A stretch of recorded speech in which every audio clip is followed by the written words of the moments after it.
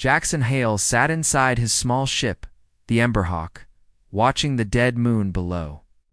The moon had no air, no plants, no cities, just rocks, ice, and silence.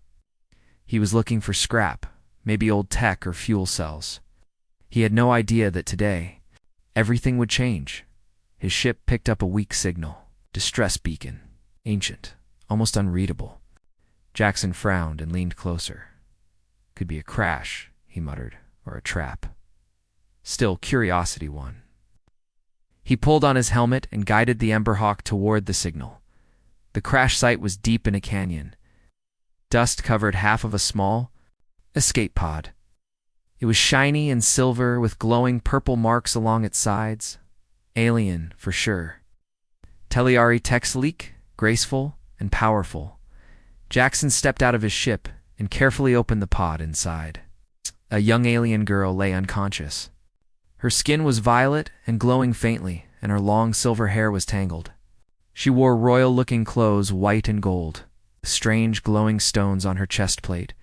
Her breathing was shallow, but she was alive. Jackson whispered, "What in the stars?" He carried her back to his ship. She was light, almost weightless, like she belonged to a world with less gravity. As he strapped her into the medbed, the ship's computer spoke.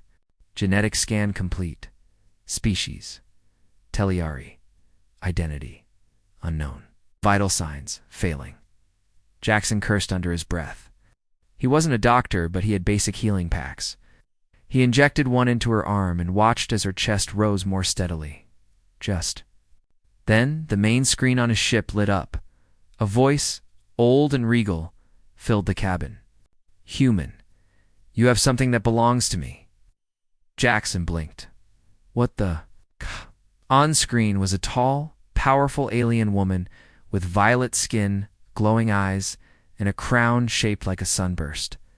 She sat on a throne made of crystal and light. "I am Queen Ashvara of the Teliari Empire," she said. "You found my daughter. Her name is Vera. Dodd. She must be brought to me alive." Jackson looked at the girl, who was slowly waking up now, her eyes fluttering open. Silver eyes met his, confused, frightened, but alert. "Bring my daughter to me, human," the queen said again. Her voice was calm, but full of command. "And inherit my kingdom." Then the signal ended. Jackson stood there, stunned. She'll just say, "inherit her kingdom." Vera sat up slowly, her voice weak. "Where am I?" "You're safe," Jackson said gently. "You were in a crash. I found you. Your mother, Queen Ashvada, just sent me a message." Vera's eyes widened. "She's alive, still fighting." Jackson nodded. "She said I should bring you to her. Said I'd inherit something. Not sure what that means." Vera looked away. Her voice was soft, but firm. "My mother is dying, and her enemies are close. She sent that message to you. Then she trusts." "You?" Jackson scratched his head. "I'm just a scavenger, not a hero. Why would she trust me?"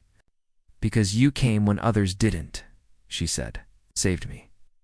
As Vera rested, Jackson began checking his ship. He needed fuel, and fast. But the moment he powered up the nav systems, red lights flashed. Warning, unidentified ships. Approaching, Jackson cursed again. So much for a quiet rescue. 3 small fighters appeared above the moon, scanning for signs. Their markings were sharp and red, nothing like the Teliari royal crest. "Bounty hunters," Vieira whispered. "They want me dead, or captured." Jackson acted fast. Out. He launched the Emberhawk into the sky, swerving through rock and cloud. Laser fire followed him, burning the canyon below. He gritted his teeth. Hold on. In open space, Jackson outmaneuvered 2 ships using asteroid cover. He fired back with twin plasma cannons, taking one down. But the 3rd ship stayed close. Vieira moved beside him, gripping the seat. "Fight well for a human," Jackson smirked. "You're lucky I like impossible odds." Finally, he pulled a risky move, diving into a gravity well and slingshotting around a dead planet. The last enemy lost control and spun into deep space. Jackson let out a long breath. "We're clear, for now." They sat in silence for a while. Stars stretched outside the window. Virea looked out at them. "I don't know if we'll make it," she said. "So many want the throne. I don't even know if my mother's still alive." That could have been a recorded message. Jackson looked at her. "Do you want the throne?" She shook her head. "I want peace. I want my people to stop fighting. But the only way is to claim the throne, or destroy it forever." Jackson stood up and walked to the map screen. "Then let's get you home." Vera stared at him. "You really would help me." He nodded. "I don't know why your mother chose me, but I don't leave people behind. Not even space princesses." 4. The first time, Virea smiled. Back in deep space, far away, Queen Ashvara sat on her glowing throne. Her breathing was slow. She watched the stars with tired eyes. A tall servant approached. "Your message reached the human. He has the princess." The queen nodded. "Good. Then there is still hope. My daughter is the last light, and the human, he is the fire the stars feared." She closed her eyes. "Bring my daughter to me, human. Let him come. The galaxy witness what comes next." The Emberhawk flew through deep space like a silver arrow. Inside, Jackson Hale kept his hands firm on the controls. The stars stretched around him, beautiful but full of danger. He had a princess in his ship and bounty hunters on his trail. Every second counted. Beside him sat Princess Virea, now fully awake. Her violet skin glowed under the soft lights.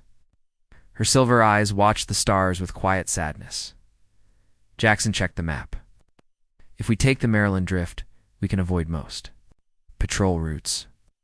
But there's a risk. The path is full of gas storms and black holes. Virea nodded. That's better than being caught. If they capture me, they'll use me to control the throne. Jackson raised a brow. Control the throne? Vera took a deep breath. There's something I didn't tell you. My bloodline is tied to an ancient Teliar artifact. It's called the Heart of Vyari. It powers our empire's core systems, defense, communication, even entire cities. Jackson blinked. "Wait, are you saying your blood controls a galactic super machine?" "Yes," she said. "And if the wrong people get it, they could rule the galaxy with fear." Jackson scratched his chin. "No pressure, then." They entered the Maryland Drift. The skies turned orange and red. Giant clouds of gas moved slowly, like living beasts. Lightning crackled in the distance. The Emberhawk shook slightly. Suddenly, the ship's alarm buzzed. "Warning! Enemy vessels detected." Jackson leaned forward. "Already?" That was fast. On the radar, 3 ships appeared. Leak, Sharp, and fast Teliari rebel scouts. "They know where we are," Vera said. "They must have tracked the beacon." Jackson flipped a switch. Time for some flying. The Emberhawk twisted through the storm. He dove between clouds and zipped past electric waves. Rebel ships fired behind them, missing by inches. "Hang on," Jackson shouted. He looped under a burning asteroid and rose sharply. A rebel ship followed too close. Its wing clipped a storm pulse and exploded in green fire. "One down," Jackson said. Another ship got closer. It fired a missile. Jackson turned sharply, just in time. The missile flew past and struck a drifting space rock. Virea's hands gripped her seat. "You're insane," Jackson grinned. "No, just lucky." He finally reached a shadowed region, the Rift of Silence, a dead zone where all signals vanished. Perfect for hiding, Jackson landed on a floating metal rock, once part of a ruined station. They stayed inside the ship, safe for the moment. Vera looked at Jackson. "Why are you helping me? You could have left me." Jackson shrugged. "I've seen a lot of bad things. Slavers, pirates, empires falling. But I've never seen someone so calm, even when her life's in danger. You're brave, and I don't turn my back on brave people." Virea was quiet for a moment. Then, she said, "You sound like a warrior." Jackson chuckled. "I was once Earth's war with the Andari taught me a few tricks. After that I just wandered." "You're more than a wanderer now," she said softly. Later, while Vera rested, Jackson checked the system logs. One signal caught his hidden message, buried deep in the last transmission from Queen Ashvara. He played it.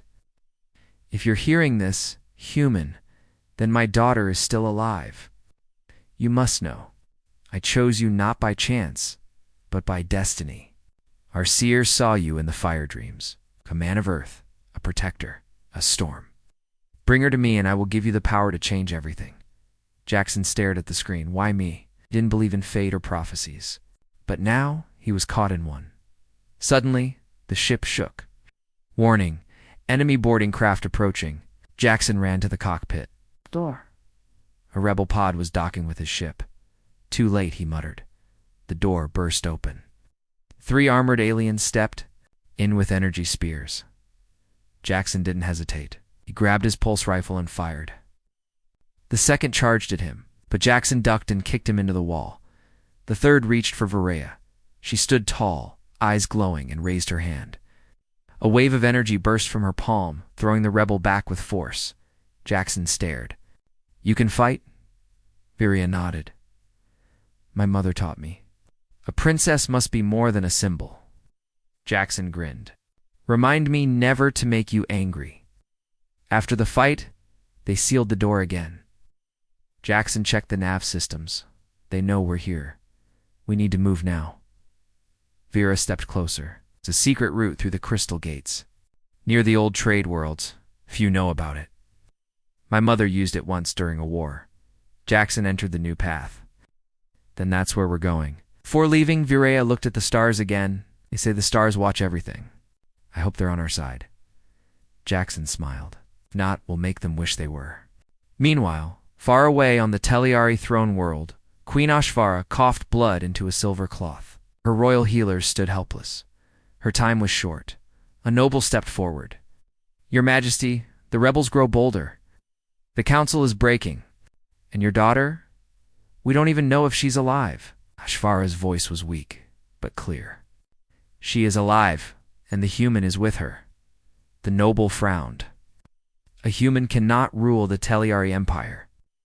Ashvara stared at him with burning eyes. He is not just any human. He is the one I saw in the flames. It's the one who brings fire and balance. She leaned back and whispered, Soon they will arrive. Everything will change. Back in space, as the Emberhawk sailed through the glowing crystal gates. Strange colors danced around the ship like floating light fish. Viraya stood beside Jackson. My people won't accept you easily, she said. They fear humans. Jackson nodded. Let them fear me then. As long as you're safe, I'll keep going. She looked at him. You know, Jackson Hale, you may not be of royal blood, but you carry something rare in her. Jackson smiled. Let's hope that's enough to survive what's coming. The crystal gates faded behind them. Now the stars were calm again. But Jackson Hale didn't trust the silence. Silence in space often meant something worse was coming. Beside him, Princess Vera sat quietly, watching the navigation screen. Her silver eyes were sharp, focused. We're close to Zarneth Station, she said. It's neutral ground. Traders, refugees, smugglers, even royalists hide there. Jackson nodded. We can refuel and get fresh supplies. Maybe fix the ship's left thruster. Viraya looked unsure. We must be careful. Not everyone on Zarneth follows the rules. Some would sell me for a small bag of plasma crystals. Jackson smiled. Let them try. Zarneth Station was massive, a floating city, made from old warships, broken satellites, and hollowed-out asteroids. Lights blinked from every angle. Ships came and went like bees in a hive. Jackson landed the Emberhawk on Dock 47B right away.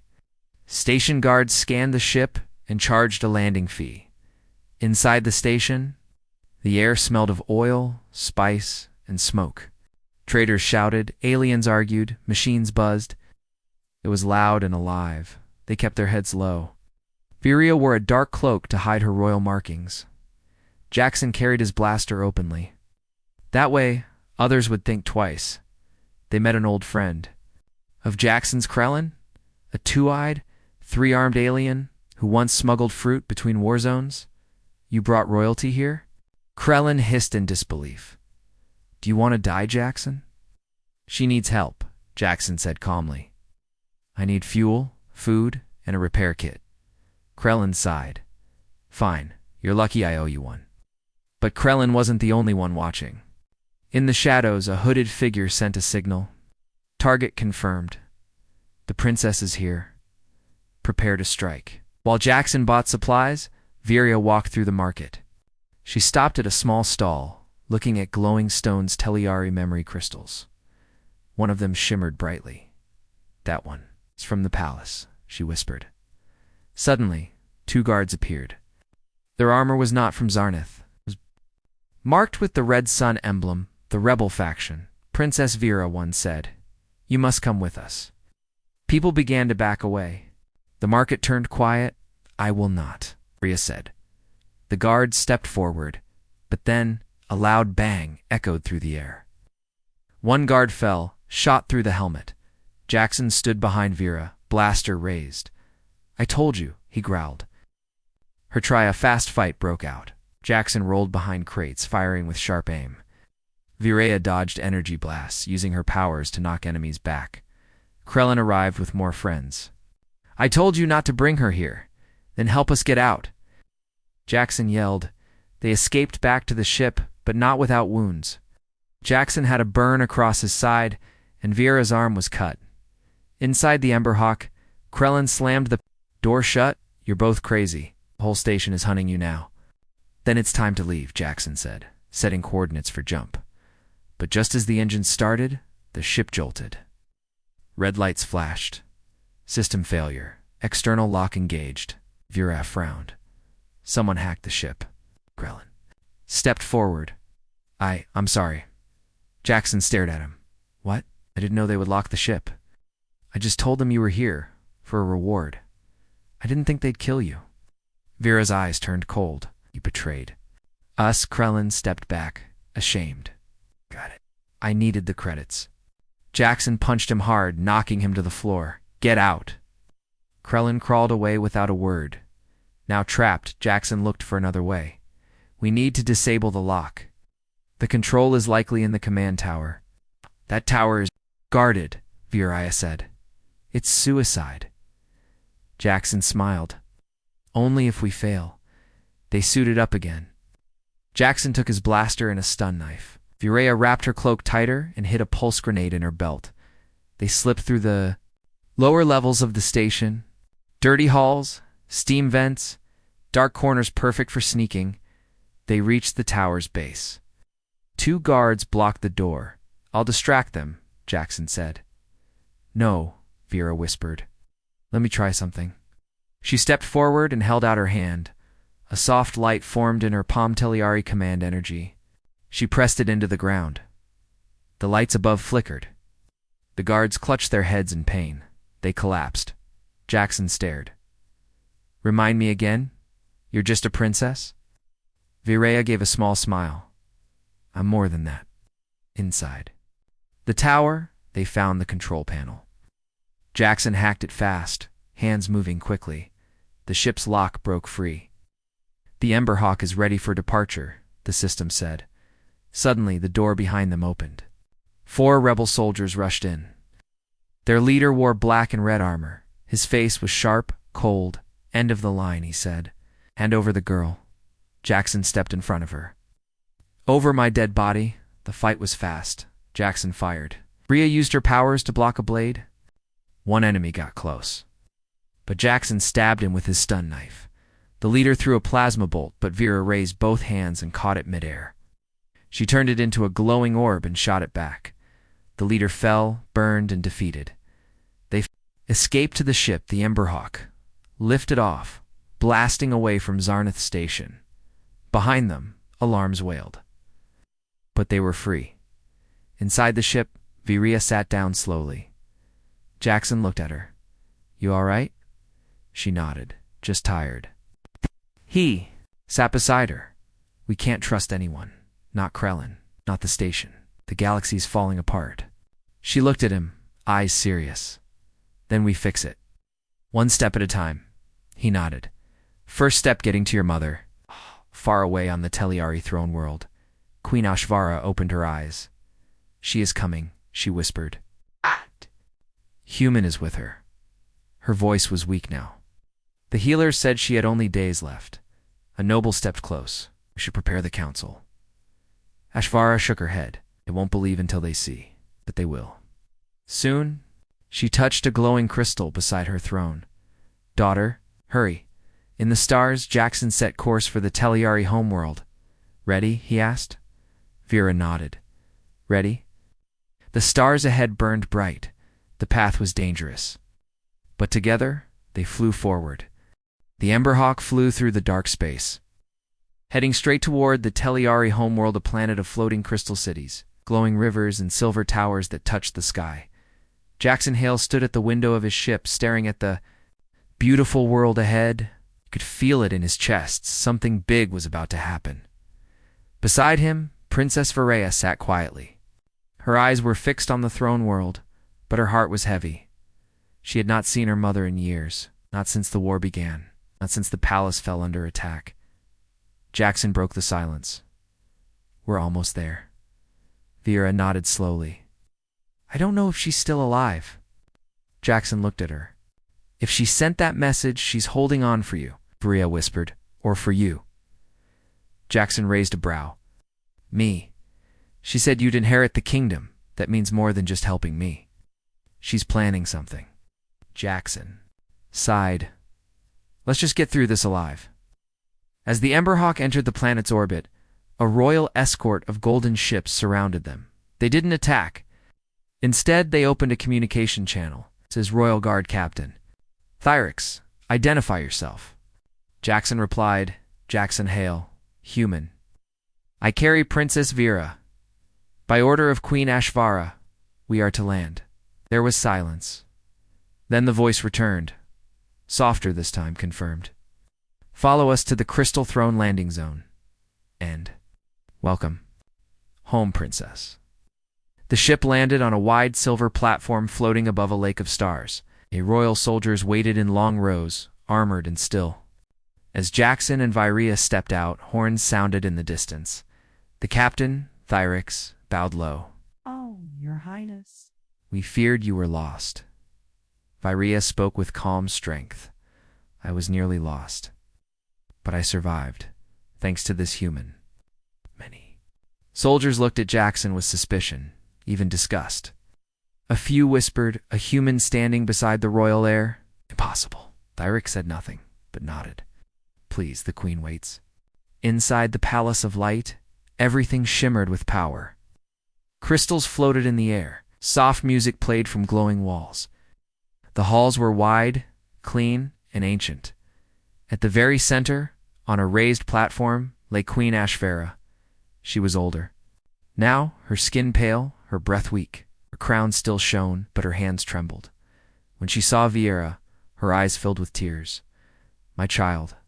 Varaya ran to her side and knelt. Mother, they embraced. A moment of silence passed between them, full of pain, hope, and love. Then HFY turned to Jackson. Human? She said, her voice cracked. You did it? Jackson walked closer.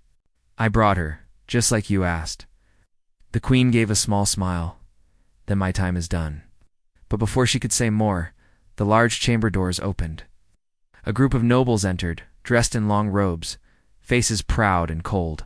One of them, Lord Varneth, spoke loudly. This cannot be allowed. A human stands beside our heir. This is madness, another noble shouted. The throne must remain pure. Odd, he has no blood, right? The queen raised her hand weakly. He has earned more than blood could ever give. Varneth stepped forward, then prove it. Let him face the trial of worth. If he passes, we accept him. If he fails, he leaves. Jackson looked at HFY. What is the trial? HFY coughed. A test of the heart, mind, and soul. Few survive it. Vera stood. He shouldn't have to do this. Jackson placed a hand on her arm. No, I'll do it. Vera turned to him. Why? Because if I'm going to protect you, I need to earn it. All of it. HFY closed her eyes. So be it. The next morning, Jackson was taken deep into the palace below the thrones.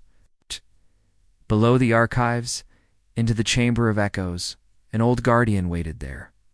His body glowed with blue light, and his voice sounded like a whisper across water. You seek the right to stand beside the air. You must pass 3 trials, one for courage, one for wisdom, one for truth. Jackson nodded. Double quotes begin, the guardian said. The first trial, courage. Jackson was dropped into a dark arena. A monster stood before him, giant, armored, and roaring. It had claws longer than swords and eyes that burned red. A voice echoed, "Face your fear." Jackson stood still. Then he ran not away, but forward. The monster charged. Jackson rolled, grabbed a spear from the ground, and stabbed the creature's leg. It screamed, swinging wildly. Jackson climbed its back, leapt to its neck, and jammed the spear deep. The beast fell. Trial passed, said the voice. The second trial, Wisdom. Jackson stood in a room full of mirrors. Each showed a different version of himself: rich, poor, evil, broken, lost. A riddle appeared to lead others. Know yourself. Which one is true? Jackson looked at each version. Then he walked to the smallest mirror, showing a simple man in old clothes. This one, he said, because I've been lost before, and I never forgot it. The room glowed. Trial passed. The third trial, truth. Now he stood in front of a copy of Viewership. She looked real-eyes, shining with hope. She asked, "Will you use the throne for power or peace?" Jackson answered without thinking, "For peace. I don't want the throne. I only want her safe." The figure smiled. Trial passed. Jackson returned to the palace, tired and wounded. The nobles waited. The queen looked at him, weak but proud. He passed, the guardian said. All 3. The nobles went silent. Viria ran to him and held his hand. Ashvara raised her voice. "Then I name him High Protector of the Throne. He shall stand with my daughter as shield, guide, and, if fate allows, king." Jackson was stunned. Viria looked at him. "You earned it." But peace was short. That night, a rebel fleet appeared in the skies, ships painted in black and red. Thousands of them. The palace shields shook. Explosions lit the sky. Thyrex rushed in. "Rebel forces are attacking. Their leader, General Corvin, demands the throne." Shvara stood slowly. "Then let them come." She turned to Jackson and Viria. "You two must fight together now. For the people, for our future." Jackson nodded. "We'll hold the line." Ashvara whispered, "Then I can rest." Outside, the battle began. The Teliar sky burned, but hope had returned with a human and a princess, standing side by side. The skies above the Teliari homeworld were burning. Rebel warships filled the air, firing down on the palace city. Floating towers cracked and fell. Crystal roads split apart. Screams echoed through the silver streets in the middle of the chaos. Jackson Hale stood on the highest platform of the palace walls, watching the enemy fleet come closer. He wore royal armor now shining silver blue, made for the High Protector of the Empire. His blaster hung on his side, and a plasma blade was in his hand. Beside him, Princess Vyra stood tall. Her long silver hair blew in the wind. She wore the royal crest of her mother and held the heart of Vyari, the ancient artifact that glowed in her hands. "They're almost here," Jackson said. Viera nodded. "This is our last stand." Jackson looked at her. "No, this is our beginning." The royal command chamber, Queen Ashvara, lay in her throne, too weak to stand. She watched the battle unfold on the crystal screen. Thyrex, the guard captain, turned to her. "Your Majesty, the shields are failing. If the main gates fall, the rebels will storm the throne." Ashvara's voice was low but firm. "My daughter, and the human will hold the gates. All we can do now is believe in them." Down in the palace courtyard, loyal Teliari warriors formed ranks behind Jackson and Virea. Many looked nervous. Jackson raised his voice. "I know I'm not one of you. I'm human, a stranger. But I bled for this world. I stood beside your princess, and I won your trials." He pointed at the sky. They want to take your future. We stop them here. Fight not for crowns, but for each other. The soldiers raised their blades and spears, roaring together for the throne. Enemy dropships crashed into the courtyard. Rebels in black and red armor stormed out, firing energy weapons. The battle began. Jackson fought like fire, fast, strong, fearless. He moved through the battlefield, cutting down rebels, shielding Viraya, leading the defense. Viraya used her powers to create barriers of light and blasts of force. Her presence lit the battlefield, giving her people hope. One rebel aimed a weapon at her, but Jackson jumped in front, taking the hit on his chest plate. The armor cracked, but he stayed standing. "You okay?" he asked. She nodded. I'll live." Hours passed. The palace grounds were filled with smoke, fire, and broken metal. The loyalists were holding, but barely. Then the final enemy ship landed, and from it walked General Corvin, leader of the rebellion. He was tall, muscular, with deep scars and burning red eyes.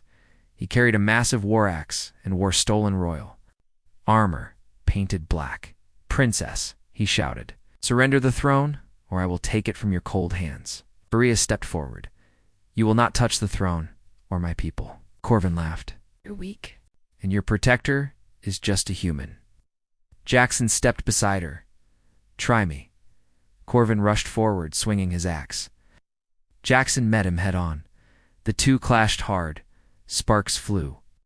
Metal rang. Jackson dodged, blocked, struck back, but Corvin was powerful. He pushed Jackson to the edge of the platform. "You don't belong here?" Corvin growled. Jackson gritted his teeth. "Maybe not. But I earned this." He tricked Corvin by dropping low and stabbing the general's leg. Corvin roared, then struck back, cutting Jackson's arm. Blood spilled. Viraya screamed, "Jackson!" But Jackson stood again. His eyes burned with fire. "I made a promise," he whispered, "and I never break promises." With a final strike, Jackson used his plasma blade to cut through Corvin's chest armor. The rebel general fell backward, defeated. Silence followed. Then the Teliari soldiers shouted with joy, "The Protector has won." Back inside, Queen Ashvara smiled faintly. "It is done." She called for Vera and Jackson to come. When they entered the throne room, they saw her glowing faintly. She was fading fast. "My child," she said softly, "you brought hope back to this world. You are ready now." Vera held her mother's hand. "Don't leave me." Ashvara smiled. "You are never alone." She turned her eyes to Jackson. "Human, you proved that courage does not come from blood, but from choice. You protected my daughter, my people, even when no one believed in you." She reached toward him and placed the royal seal in his hand. "Jackson Hale, you are no longer an outsider. You are protector of the realm, chosen by the queen and by fate." Her eyes slowly closed. Queen Ashvara was gone. The palace fell into silence. Later that day, on the high steps of the palace tower, the people of the empire gathered. Thousands of ships floated in the sky. All of Teliar watched. Viraya stood in the center, wearing her mother's crown. Jackson stood beside her, dressed in royal armor. With the seal on his chest, a loud voice echoed across the city. "By the ancient law of the stars, by the will of the people and the blood of the queen, Viraya is now queen of the Teliari Empire." The people bowed. Then Viraya raised her hand, and beside me, she said proudly, stands the protector of our future. A human, a warrior, a friend. She turned to Jackson. "You came when no one else did. You gave everything to save us. I ask you now, stay rule beside me, not as a stranger but as family." Jackson looked at her, then at the people, then at the stars. He smiled. "I will stay." Weeks later, peace began to return. The rebels were defeated. Trade reopened. Cities healed. And a strange thing happened. Aliens and humans began working together across the empire. They didn't call him outsider anymore. They called him Protector.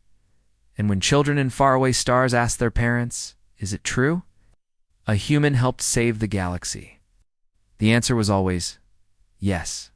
He came from Earth, and he stood beside a queen.